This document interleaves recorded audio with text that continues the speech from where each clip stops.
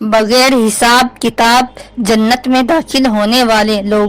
حضرت اسماء رضی اللہ تعالیٰ عنہ کہتی ہے کہ میں نے حضور صلی اللہ علیہ وسلم سے سنا ہے کہ قیامت کے دن سارے آدمی ایک جگہ جمع ہوں گے اور فرشتے جو بھی آواز دے گا سب کو سنائی دے گی۔ اس وقت اعلان ہوگا، کہاں ہے وہ لوگ جو راحت اور تکلیفوں میں ہر حالت میں اللہ کی حمد کرتے تھے۔ یہ سن کر ایک جماعت اٹھے گی اور بغیر حساب کتاب کے جنت میں داخل ہو جائے گی۔ پھر اعلان ہوگا، کہاں ہے وہ لوگ جو راتوں کو عبادت میں مشغول رہتے تھے اور ان کے پہلو بستروں سے دور رہتے تھے۔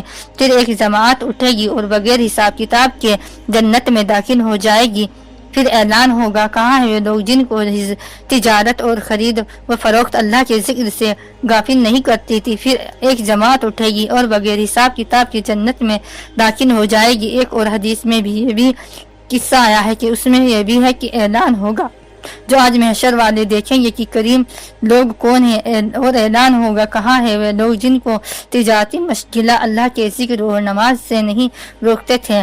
شیخ نصر سمرقندی رحمۃ اللہ نے تنبیہ الغافلین میں بھی یہ حدیث لکھی ہے۔ اس کے بعد لکھا ہے کہ جب یہ ذات بغیر حساب کتاب کے چھٹ چکیں گے تو جہنم سے ایک لمبی گردن انوک ظاہر ہوگی جو لوگوں کو پھاندتی ہوئی چلی آئے گی۔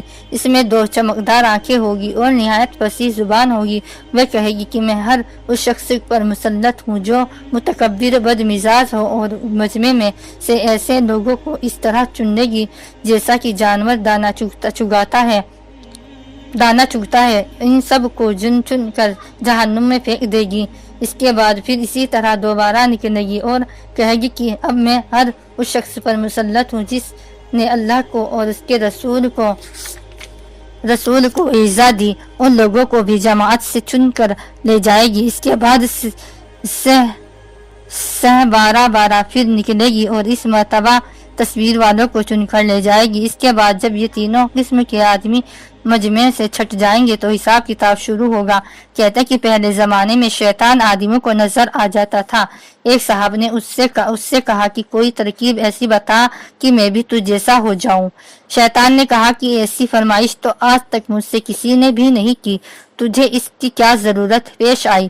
انہوں نے کہا کہ میرا دل چاہتا ہے۔ شیطان نے کہا اس کی ترکیب یہ ہے کہ نماز میں سستی کر اور قسمیں کھانے میں ذرا پرواہ نہ کر، جھوٹی سچی ہر طرح کی قسمیں کھایا کر۔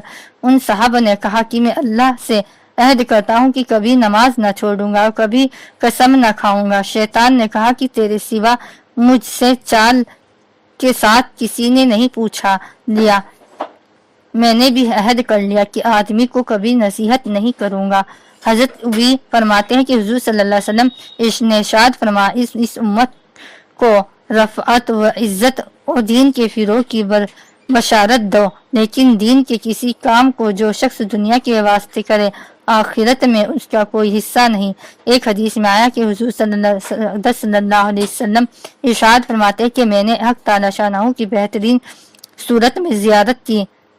مجھ سے ارشاد ہوا کہ محمد صلی اللہ علیہ وسلم ملائے اعلیٰ والے یعنی فرشتے کس چیز میں جھگڑ رہے ہیں؟ میں نے عرض کیا مجھے تو علم نہیں ہے۔ تو حق تعالی شانہ نے اپنے دستے مبارک سے میرے سینے پر رکھ دیا، جس کی ٹھنڈک سینے کے اندر تک محسوس ہوئی۔ اس کی برکت سے تمام عالم مجھ پر منکشف ہو گیا۔ پھر مجھ سے ارشاد فرمایا، اب بتاؤ فرشتے کس چیز میں جھگڑ رہے ہیں؟ میں نے عرض کیا کہ درجہ بلند کرنے والی چیزوں میں اور ان چیزوں میں جو گناہوں کا کفارہ ہو جاتی ہے، اور جماعت کی نماز کی طرف جو قدم اٹھتے ہیں ان کے ثواب میں، اور سردی کے وقت وضو کو اچھی طرح سے کرنے کے فائد میں، اور ایک نماز کے بعد سے دوسری نماز تک انتظار میں بیٹھے رہنے کی فضیلت میں۔ جو شخص ان کا اہتمام کرے گا بہترین حالت میں زندگی گزارے گا اور بہترین حالات میں مرے گا۔